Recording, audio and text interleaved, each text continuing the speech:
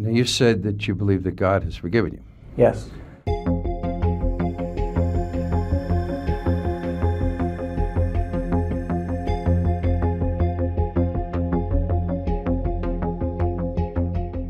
Do you still keep in touch with your dad? Yes. Without getting too personal, how's he doing?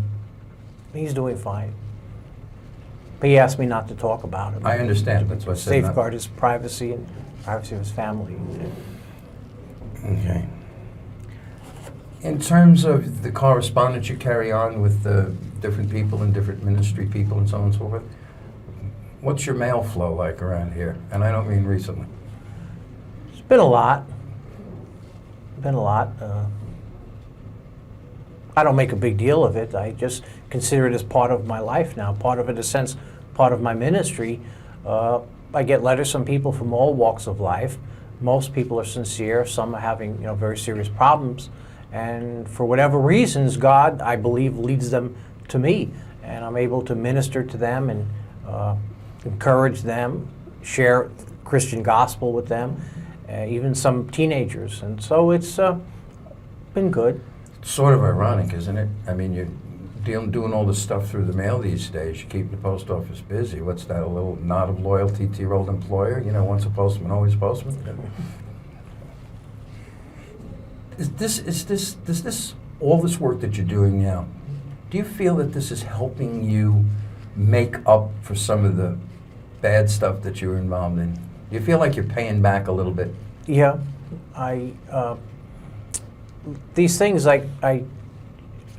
first of all, I want to be a good Christian because I want to please the Lord, but it's my way of saying that I'm sorry for the things that happened in the past, and I'm sorry for being that bad person and being a fool, and this is my way of, if I could reach out to some young person and through the videos and so forth that are going all over the place in schools and churches, youth facilities, prisons, I know that if I reach some of them with that warning that you don't want to come to prison, that you don't want to throw your life away, that you could have a better life through Jesus Christ, if somehow I could touch some of them and get them to change their direction, then it would have served a purpose. I really believe with all my heart that the message that I'm sharing today through the written pamphlets or through the videos have actually saved a lot of lives, and there's ministers to verify that, where their kids or whatever who've heard that message and have, instead of going in the path that they were going, which may have led eventually to a graveyard, an early grave, they've given their life to Christ instead, and they're better people today because of it. And so I'm thankful for that. That's truly a blessing. And that's not me doing that. I believe it's God. God works through people, ordinary people. Let me ask you something. Prison, of course, is for punishment, but it's for something else too. Rehabilitation. Is that correct? The purpose of prison, I mean, people get sent to prison for punishment, but isn't it a fact that prison systems also like to rehabilitate people if they can? I guess you could say that, yeah. Certainly, they want someone to learn their lesson where they don't come back to a place like this and don't throw their life away and hurt some other lives and damage other people. You would hope that someone would come to prison and, if they do get out, they would learn their lesson. But I feel that for what I see more than that is prison is a place of reflection and self-examination where a man is forced to come to terms with himself. You take a guy that's 30 years old, 40 years old, maybe he's got a couple of kids out there, maybe a wife, maybe he's with her, maybe he's not, but here's a guy that's an adult and he's in prison doing time, 5 years, 10 years, 15 years or more. There has to, it's like a point of reality where you got to face yourself and say, "Man, what am I doing with my life? What am I doing? Where am I going? What's my goal? What's my direction?" And I think that being in prison now 22 years, I've seen a lot of men come to terms with that, where they realize that at some certain point, they realize that they were doing traveling a dead end, traveling a road to destruction. And that's where, in here, the chapel has been such a blessing, where we have a chaplain that, ministers to the men, and we have a place where guys go for nurturing and encouragement. Do you, speaking of punishment, I mean, the death penalty wasn't in effect in New York when all of the 44 incidents went down. You know, if you, even for your role in it, how would you have felt if the death penalty was still around then, or was around then? Did you care at that point? There was a time when I had given up hope. I feel so far under satanic power and satanic control that I didn't care. I was more like a robot than a person. There was a time in my life when I feel that I was just utterly under a powerful influence that was destructive, and I didn't care if it was a point where I didn't care if I lived or died.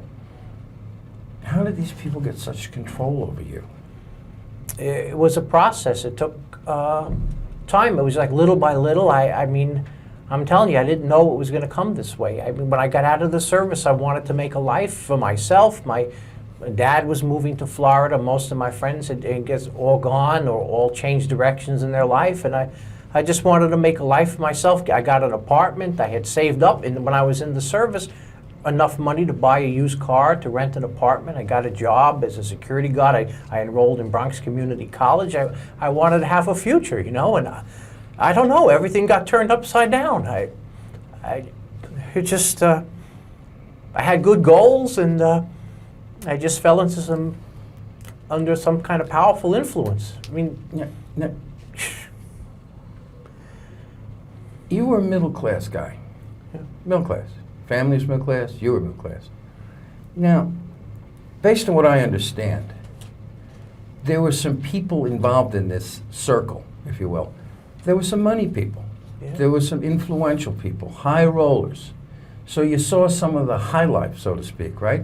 I mean, do you think that had some of it too? You say, wow, these rich people are out doing this, so it can't be all that bad?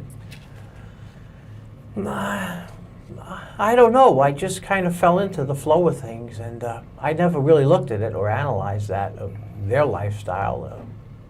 Yeah, but you Just would. accepted it. I Is mean, it I didn't really want that. See, to me, I was always content money or that kind of thing never really impressed me. I was just content to maybe have a job, raise a family, live in the suburbs one day. That was my goals in life. Wasn't to be a millionaire or ride around in a big car. And those material things just never really impressed me. There were people that had that, and you know, I just didn't think one way or the other. Okay, that's what I was getting at, because if I recall correctly, you were at parties in the Hamptons and in Greenwich, Yeah. Connecticut, and some big places in Manhattan and Westchester County, and you saw some of these people with Yeah. some bucks. I mean, I was trying to find out if that was part of the thing that helped entice you into this, saying, wow, these people are into this, and look at all they got. No, I was just mainly a tag-along guy, and just didn't really get impressed with that. All right.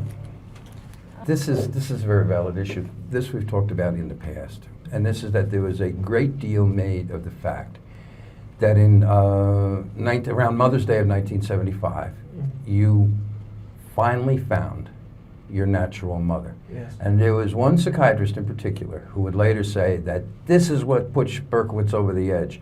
He was so filled with rage because he had met his natural mother and she was a disappointment, etc., etc. Would you respond to that?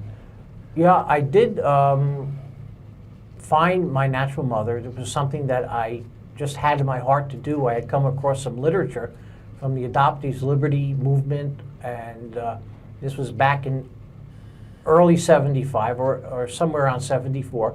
And I just suddenly had this urge to go see if I can possibly find my natural parents, because I was always curious. It was always like a driving thing. And to make a long story short, I did meet, as you said, it was in 75. I even lost track of the time. I did meet my natural mother, and she turned out to be a very nice person. And we got along really good, typical Jewish mother. And I found out I had a half-sister, and we really kind of hit it off pretty good. I started to go over to their house all the time. I was out in where my sister lived in Queens. She's long since moved away. My mom lived out in Brooklyn just briefly, and then moved to Long Island, to Long Beach. And I was over at her house a number of times. We had a fine relationship, and she used to cook meals, and it was totally false that I had any rage or animosity towards her. that was, I feel that at that time with that psychologist, he was mainly, and this is not a criticism, but look, just looking back, he was mainly interested in fitting me into these different molds that he already had. As a Freudian psychologist, he had these certain molds you have to go into. It always reverts back to the childhood, the mother, a bad relationship. But that was completely false.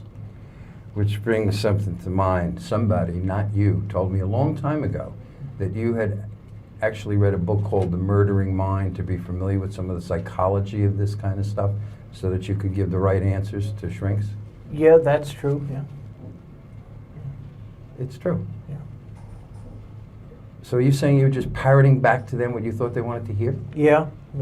But there was a whole reason for that too. It's such a long story. It was that McGraw-Hill thing with Mr. Klausner and all the stuff that resulted from that. I had felt really betrayed by the attorneys, and it's no big deal. At that time, I was in a really depressed frame of mind, just coming into prison and, just facing everything. It was just so overwhelming. And then when I found out that the attorneys that represented me were working out a deal to write a book with this guy, and eventually a book was published by McGraw-Hill, which I think it didn't do well. It kind of bombed.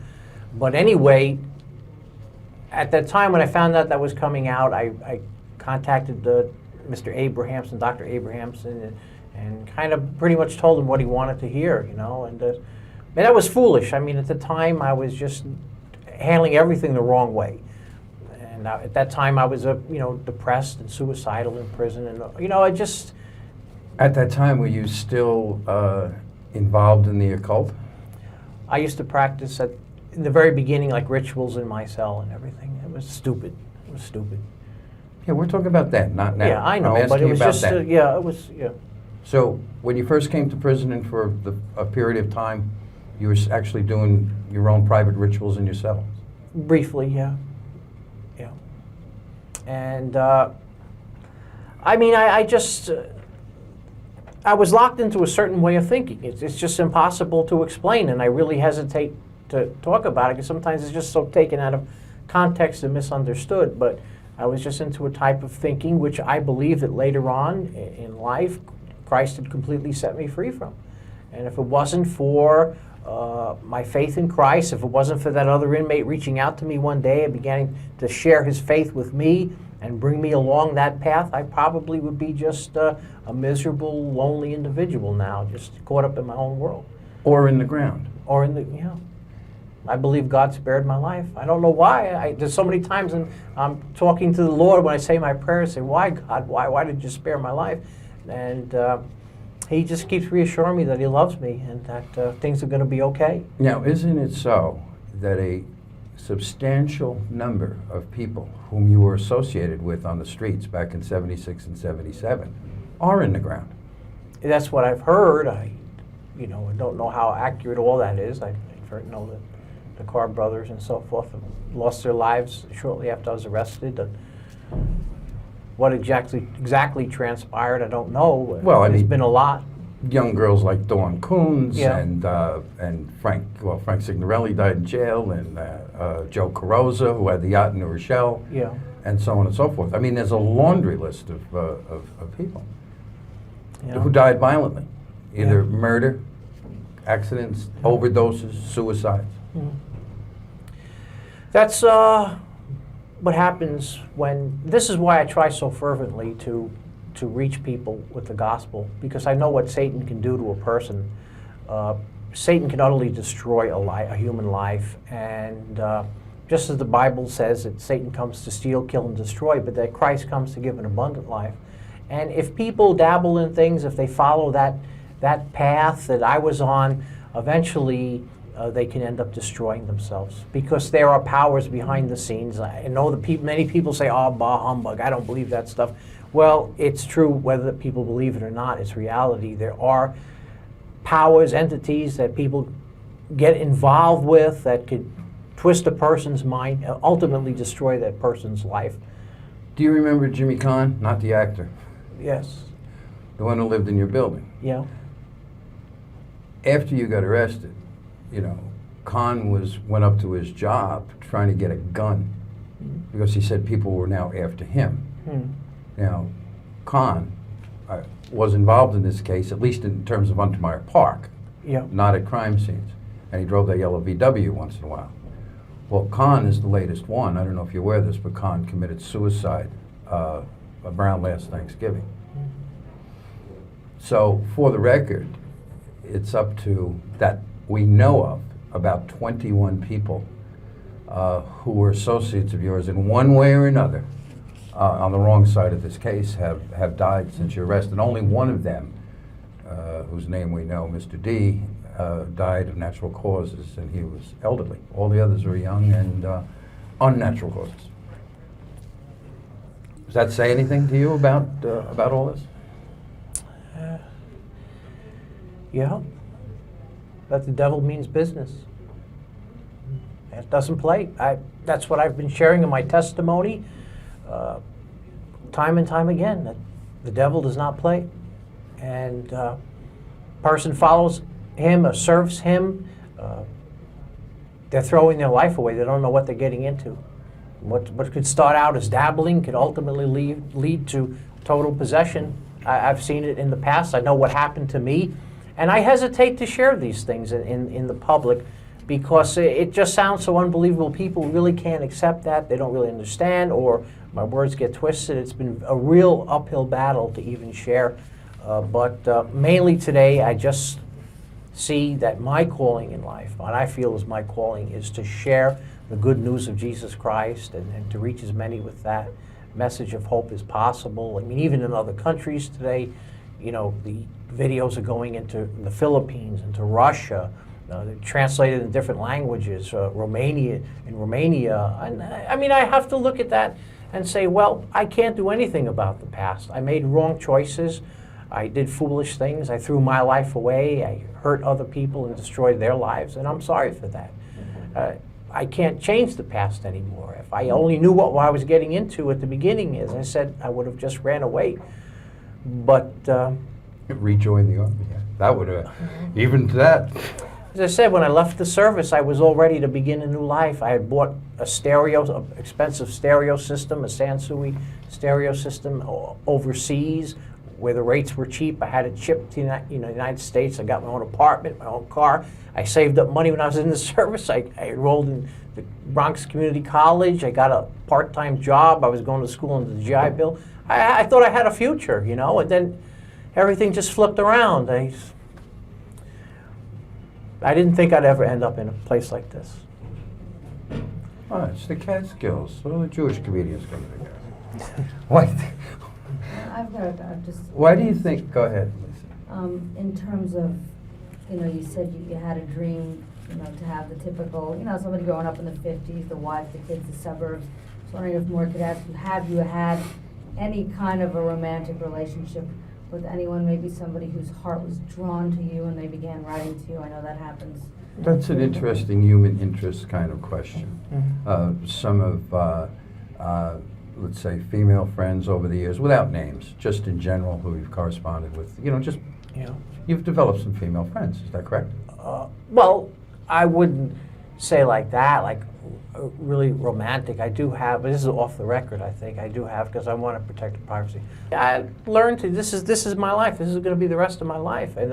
But it's hard to describe it. It doesn't bother me anymore because God has given me peace about it, and I can accept, this is kind of where I am, where I'll be. People get married even with life, even with consecutive life. Yeah, they do. Eric Menendez got married behind bars. So no marriage plans at all? No marriage plans. At least not at the moment. No. If I can, let me see if I can get this idea right that Lisa talked about before. It's the idea that there are as many, the authorities say that there are as many as perhaps 50 serial killers going around America at one time. And I mean, from the point of view of somebody who had been involved in something like that, granted not by yourself, I mean, is there something that the authority should do or people should be on the lookout for as a way to help identify this kind of thing? You know, I'm not really an expert on that. Those people come from all walks of life. There's a lot of, see, the way I look at it from the eyes of a person who's like a minister today, and I see that there's just a lot of hurting people out there, a lot of confused, lonely, troubled people, and a lot of angry people, a lot of tormented people, and that's why, you know, as a Christian, I try to reach as many as I can, because I believe with all my heart that it's a personal relationship with God that can give a person hope, that can give a person meaning in life. I don't know what causes that kind of behavior. I really don't know it, understand it at all. So you're not auditioning for the job as host of America's Most Wanted? No. No, but I mean, it's more the concept in terms of how should a person know if there's someone who needs help so badly, who's so troubled that they're going to cross that line and commit murder? Yeah.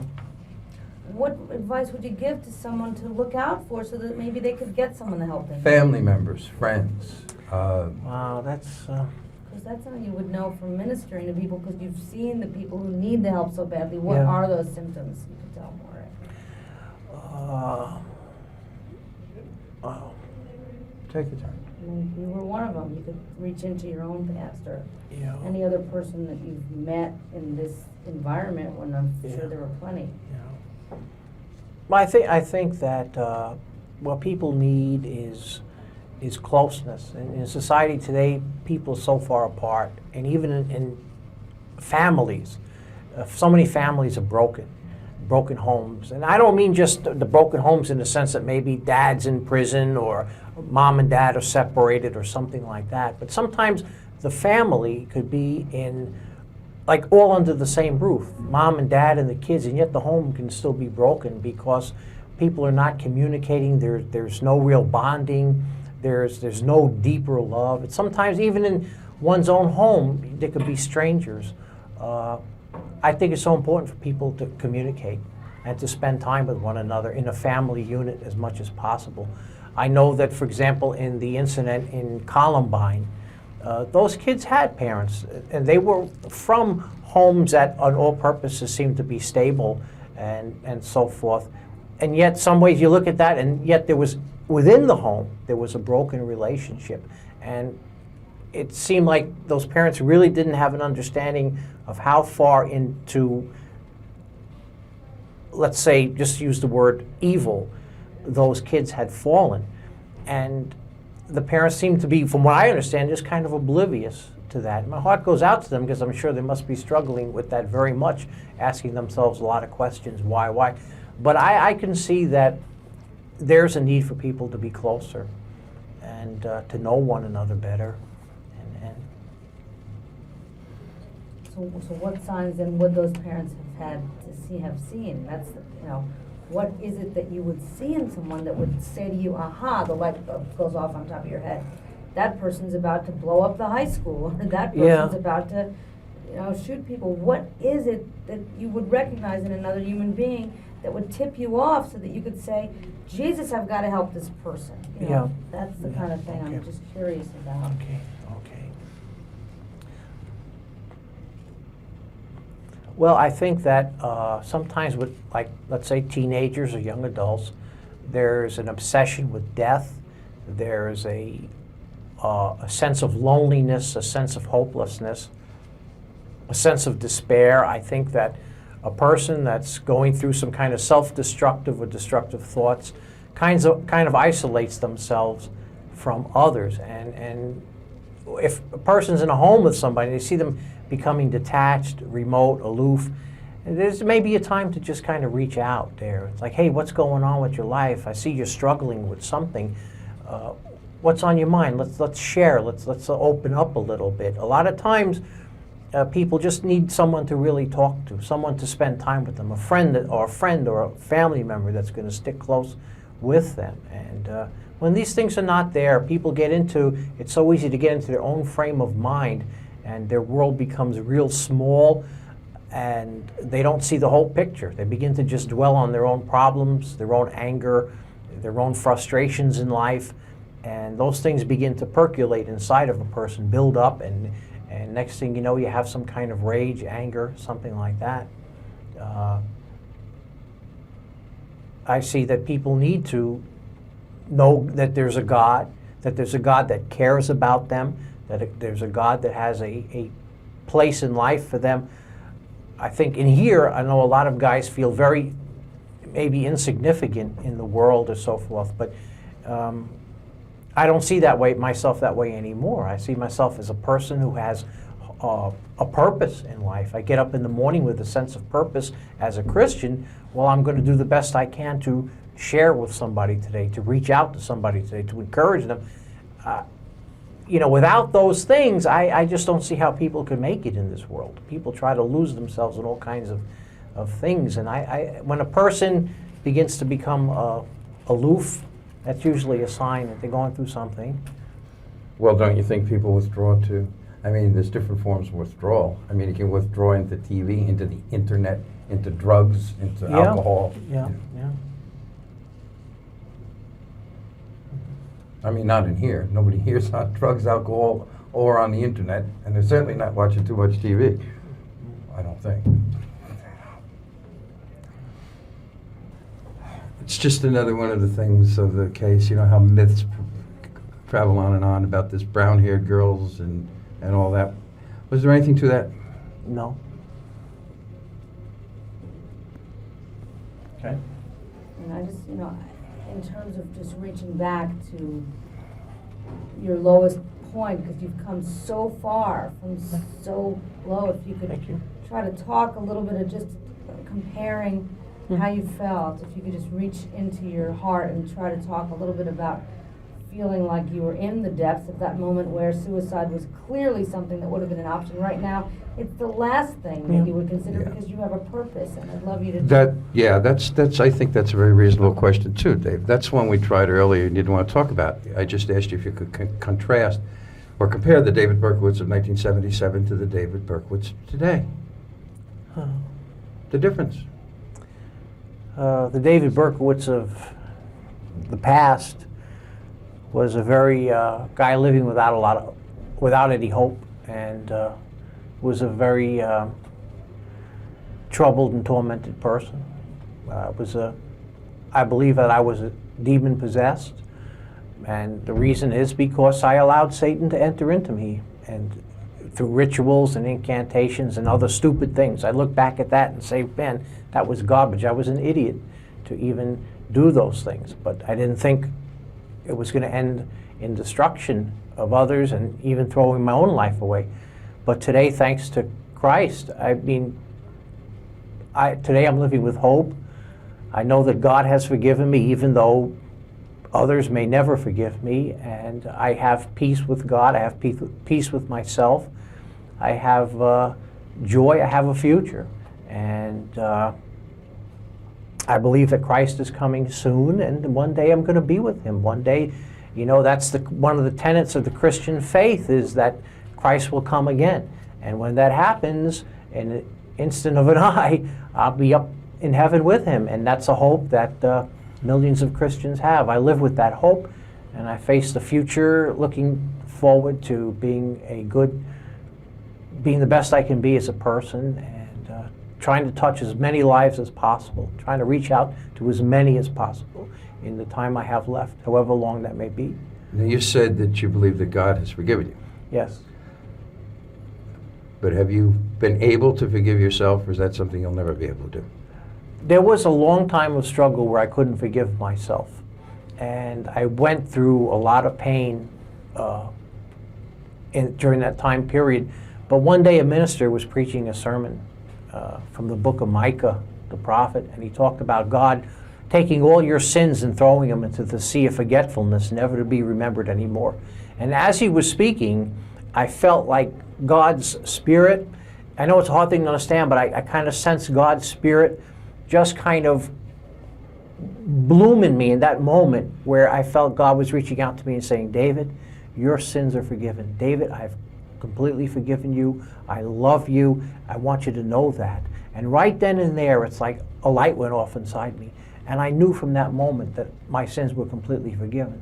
They were forgiven the moment I came to Christ, but it took me a number of years before I was finally able to realize the need to just forgive myself and to let go. And that's what I try to do today, is just let go of the past as much as possible. I hate talking about it. I hate dwelling on it. It's like another life that I don't even recognize anymore.